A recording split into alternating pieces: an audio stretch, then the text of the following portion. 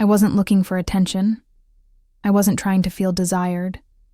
I wasn't unhappy enough to go looking for someone else. But one ordinary day, someone looked at me and saw exactly how tired I was. Not the polite version of me, not the strong one, the one who was barely holding it together. And that scared me more than if they had flirted. I'm a woman in my early 30s. I'm in a long-term relationship that, from the outside, looks stable and calm. We live together. We have routines. We talk about the future like people who assume they'll get there. I wasn't searching for problems. I wasn't lonely enough to complain. I wasn't planning to cross any lines, but I was exhausted in a way I hadn't admitted to anyone, not even myself. And when someone noticed that, everything started to shift in ways I didn't expect. If you've ever been seen at the wrong moment, you know how dangerous that can be. What would you have done if you were me? Share your thoughts in the comments, subscribe for more real Reddit-style stories, and share this with someone who understands how complicated relationships can be. It didn't happen during a dramatic moment. No fight, no big confession, no music playing in the background. It happened on a normal day that I almost didn't notice. I was sitting at my desk, staring at my screen, pretending to work while my mind was somewhere else. I had slept badly, again. Not because of an argument, not because of anything specific, just that quiet kind of exhaustion that builds when you keep telling yourself everything is fine. My relationship had become functional. We talked. We laughed sometimes. We checked in about groceries and bills and weekend plans, but we didn't really see each other anymore. That day, I was running late for a meeting and bumped into him in the hallway. Someone I'd known for a while. Not close. Not important. Just familiar. We exchanged the usual polite words. I expected nothing more than that. Then he stopped. He looked at me. Not quickly. Not in that casual way people usually do. He actually paused. And he said, quietly, "Are you okay? You look really tired." That was it. No flirting. No smile that lingered too long. Just that sentence. And something inside me tightened. Because no one had asked me that in a long time. Not like that. Not without an agenda. Not while actually waiting for the answer. I laughed it off. I said I was just busy. I said work had been stressful. I said the same things I always say. But he didn't move on right away. He nodded. Slowly. Like he didn't completely believe me. And then he said, "I figured, just wanted to check." That should have been the end of it. But it wasn't. The rest of the day, his words stayed with me. Not because they were special, but because they were accurate. He had seen something I had been carefully hiding, even from myself. When I got home that night, my partner asked how my day was. I said, "Fine." We ate dinner. We watched something mindless. We scrolled on our phones next to each other. And all I could think was how strange it felt that a stranger noticed my exhaustion faster than the person who knew me best. I didn't feel attraction. I didn't feel temptation. I felt exposed, and that scared me more than anything else, because it made me realize how invisible I had been feeling for a long time, and how quickly that invisibility cracked. Do you think noticing someone at the wrong moment can already cross a line? After that day, I told myself it meant nothing. People notice things sometimes. People ask questions. It doesn't have to turn into anything. That's what I repeated in my head. But the problem wasn't him. The problem was what his question unlocked in me. I started paying attention to how often I said "I'm fine" without thinking. How automatic it had become. Like a reflex, like a shield. I realized I wasn't lying. Not exactly. I just wasn't telling the full story. And I hadn't been telling it for a long time. At home, nothing had changed on the surface. We still shared the same bed, still talked about practical things, still acted like a couple that had everything under control. But I noticed something uncomfortable. When my partner asked how my day was, he didn't really listen to the answer. He nodded. He responded with his own story.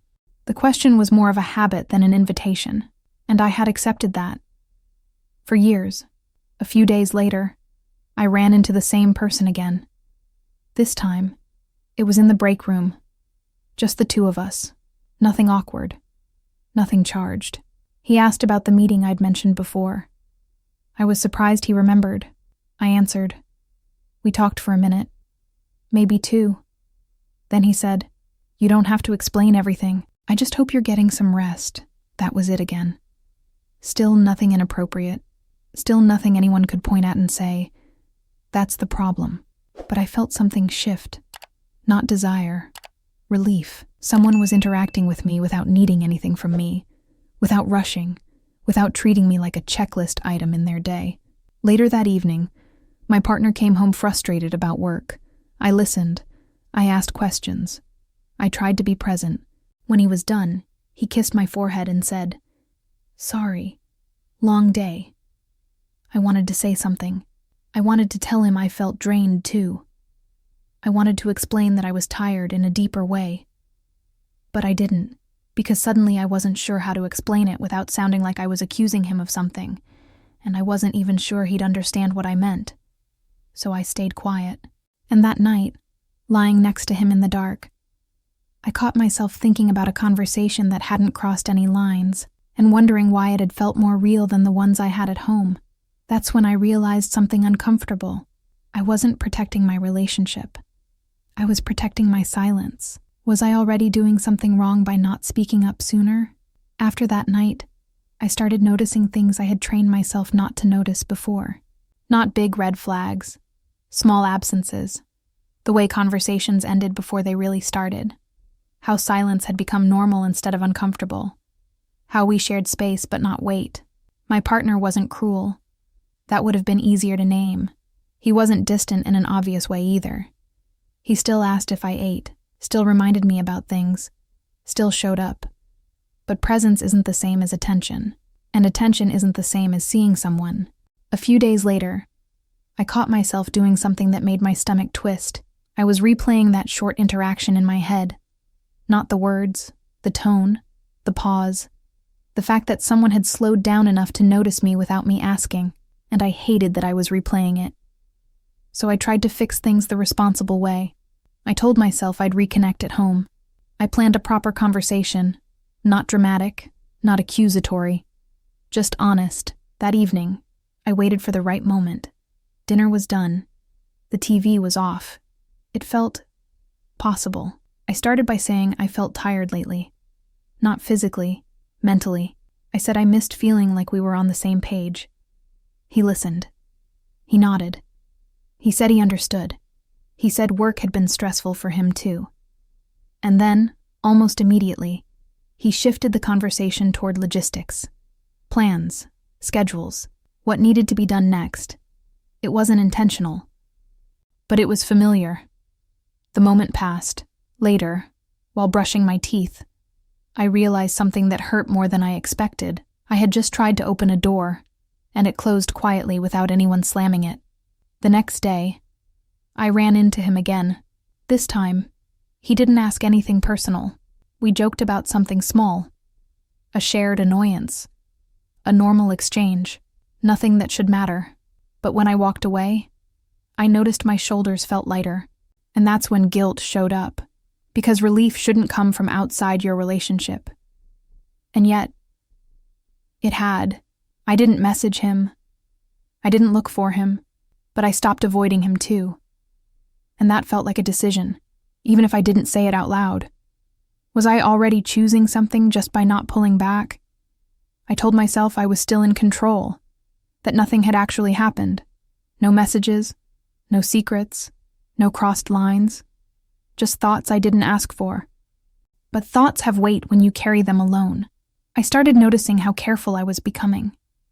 Not careful in the obvious way. Careful inside my own head, editing what I thought, pushing things away before they could form completely. Every time I saw him, I kept it neutral, polite, brief, the kind of interaction no one could question. But I also noticed something else. I was paying attention to myself again, how I felt walking into a room, how tired I looked, how often I swallowed words instead of speaking them. That awareness didn't come from my relationship. It came from the fear of being seen again and liking it.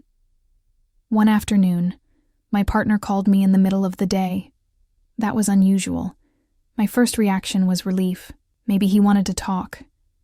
Maybe he had thought about what I said the other night. He just needed to confirm something practical. A bill. A time. Something small. After we hung up, I stared at my phone longer than I should have. Not because I wanted someone else to call, but because I wanted someone to ask how I was doing and stay with the answer. That realization made me uncomfortable. That evening, while we sat on opposite sides of the couch, I tried again. I asked him how he was really feeling. Not about work. Not about plans. He hesitated. Then he gave me a short answer. Honest, maybe, but closed. Like a door that opens just enough to prove it exists, then shuts again. We both let it go. And in that quiet, I realized something painful. We weren't fighting. We weren't disconnected in a dramatic way. We were just slowly stopping. The next time I saw him, the other one, he noticed something small. A change in my routine. He commented on it casually. Not like someone keeping track. Like someone present. I didn't respond with anything personal. I smiled. I thanked him. I moved on. But later, alone, I asked myself a question I didn't want to answer. If nothing inappropriate had happened, why did it already feel like I was carrying a secret? At what point does silence itself become a form of betrayal? The secret wasn't something I was hiding from my partner. That's what I kept telling myself. There were no messages to delete. No names I avoided mentioning. No double life. The secret was smaller than that, and somehow heavier. I was hiding how awake I felt. I caught myself getting dressed differently. Not provocatively, just deliberately. I was remembering that I existed as a person, not just as part of a unit. That realization embarrassed me. Because wanting to feel seen shouldn't feel dangerous. And yet, it did. One morning, my partner kissed me goodbye like he always did. Quick, familiar, automatic. He told me to have a good day and left before I could answer. I stood there longer than necessary, staring at the closed door.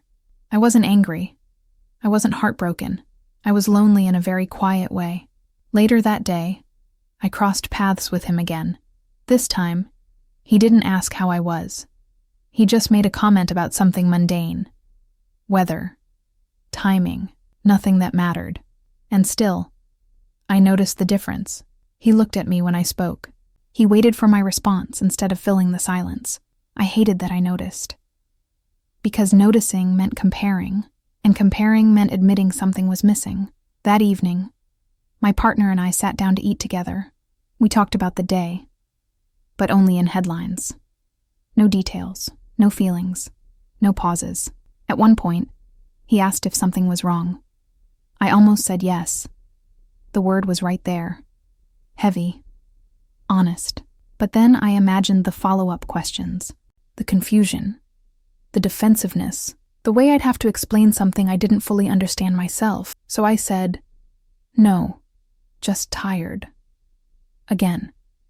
And this time, I knew I was choosing comfort over truth. Not because the truth was explosive, but because it would require effort from both of us.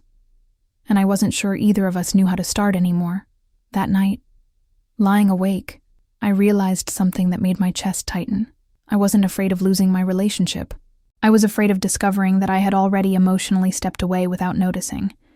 Do you think choosing silence to avoid conflict is already a form of harm? At some point, silence stops being neutral. I didn't notice exactly when that happened. There wasn't a moment I could point to and say, this is where it went wrong. It was more like waking up one day and realizing you've been holding your breath for too long. I started measuring my days differently, not by what happened, but by what I didn't say.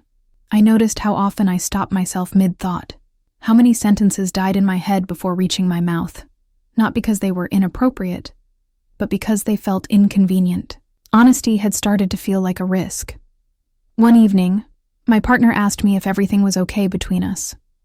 The question caught me off guard, not because I wasn't expecting it, but because I wasn't prepared for how tired I felt answering it. I told him we were fine. I smiled when I said it. That part scared me, because the smile wasn't fake. It was practiced. He accepted my answer easily, too easily, and that should have relieved me. Instead, it left me feeling strangely hollow.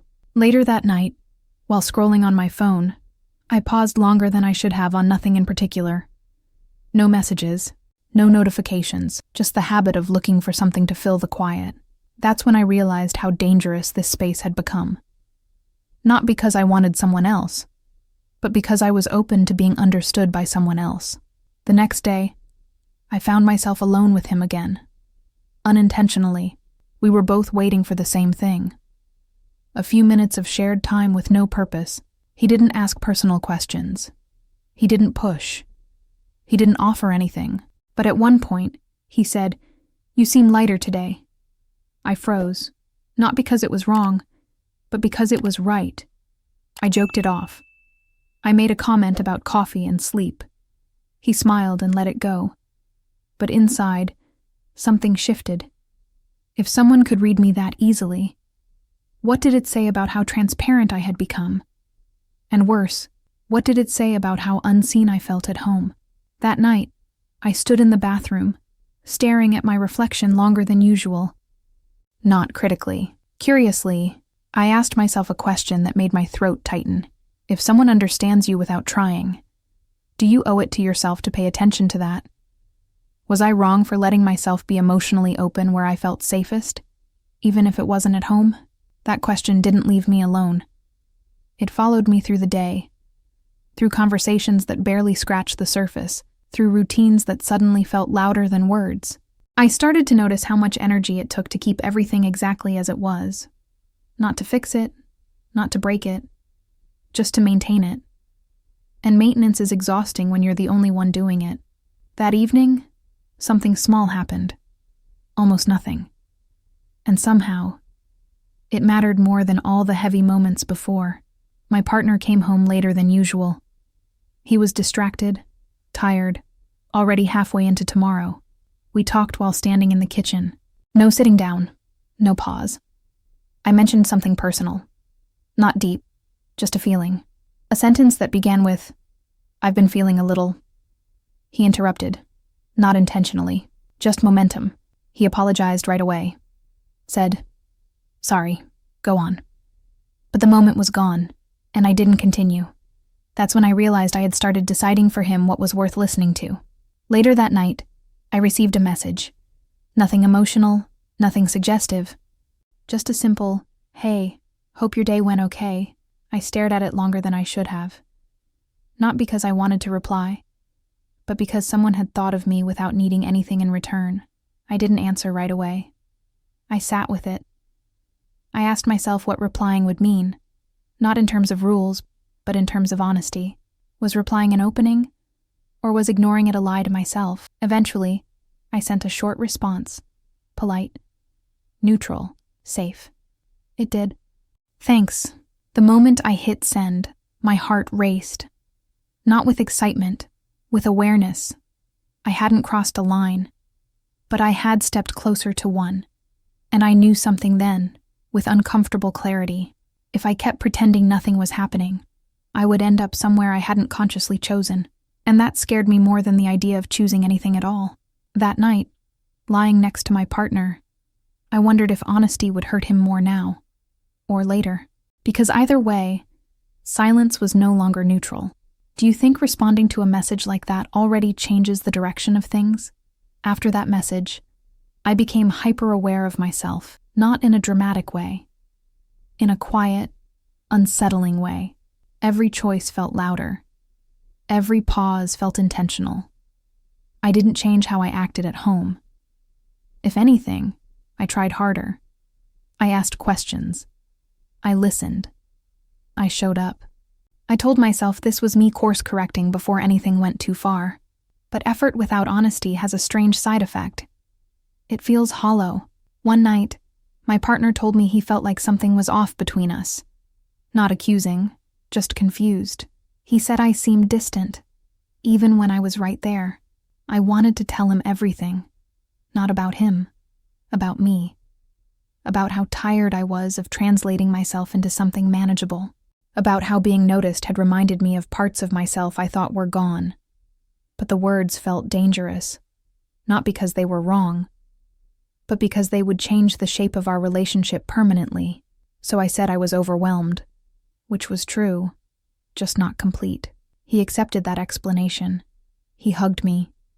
He told me things would calm down soon, and in that moment, I felt something crack, because I realized he thought this was temporary, and I wasn't sure it was. A few days later, I ran into him again. The other one, by chance. Always by chance. This time, he didn't say anything about me. He talked about himself, about a decision he was facing, about feeling stuck in a life that looked fine on the outside, but felt wrong inside. I didn't give advice. I didn't encourage anything, but I listened, and I recognized myself in his words more than I was ready to admit. That was the moment I understood the real danger. Not attraction. Not temptation. Identification. When someone mirrors parts of you that feel ignored, it creates a bond without touching a single line. That night, I asked myself a question I had been avoiding. If the connection feels real, does the absence of physical betrayal really matter? Is emotional honesty with the wrong person still a betrayal? Even if nothing else happens. I couldn't pretend anymore that this was just a phase, not because things had escalated, but because I had changed. I started waking up with a tight feeling in my chest, like I was carrying a conversation that never happened. Every morning felt like I was postponing something important, and every night felt like I had failed to say what mattered. My partner noticed. He asked if I was unhappy. That word landed heavier than I expected. Unhappy. I told him I didn't know, and that was the most honest answer I had given in a long time. He looked relieved and worried at the same time. He said we all go through periods like this. He said we were solid. He said we just needed time. Time. The same thing I had been using to avoid making a decision. That evening, I received another message. Nothing emotional. Nothing suggestive. Just a question about something small we had talked about before. I didn't feel excitement. I didn't feel guilt. I felt clarity. I realized that replying wasn't the problem. The problem was that I was sharing parts of myself that my partner didn't even know were missing. And that wasn't fair to anyone. Not to him. Not to me. Not even to the other person, who had never asked to be part of this. So I made a choice. Not a dramatic one. Not a confrontational one. I stopped responding. No explanation. No blame. No scene. Just a quiet boundary I should have drawn earlier. And for the first time in weeks, the silence felt different. Not heavy. Clean. That night, I sat across from my partner and told him we needed to talk. Really talk. Not about schedules. Not about stress. About us. He didn't look angry. He looked scared. And I knew whatever came next would change everything, no matter what I said. Because once you stop lying to yourself, you can't go back to pretending. Was I right to cut that connection first? Or should I have been honest with everyone involved from the beginning? That conversation didn't happen all at once. There was no big speech. No perfectly chosen words, just long pauses. And a lot of honesty that felt overdue. I told him I wasn't leaving. I told him I hadn't cheated. But I also told him I had felt unseen for longer than I could remember.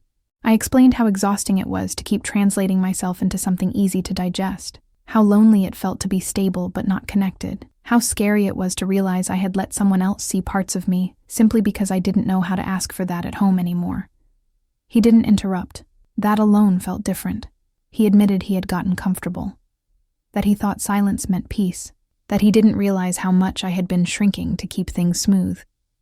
It wasn't a magical moment. Nothing was instantly fixed. But for the first time in a long time, we were both uncomfortable in the same space, and actually facing it together. In the days that followed, things were awkward, honest, but fragile. We talked more. Sometimes too much. Sometimes not enough. But we were trying in a way that felt real, not automatic. And the other connection? It faded without drama. Not because it wasn't meaningful, but because it had served its purpose. It showed me something I couldn't ignore anymore, that being seen isn't about who looks at you. It's about who stays and listens when you finally speak. I didn't lose my relationship, But I did lose the version of myself that thought silence was the same as loyalty. And I don't regret that. Do you think I made the right choice in the end? If you enjoy real, thought-provoking Reddit-style stories, subscribe to the channel for more.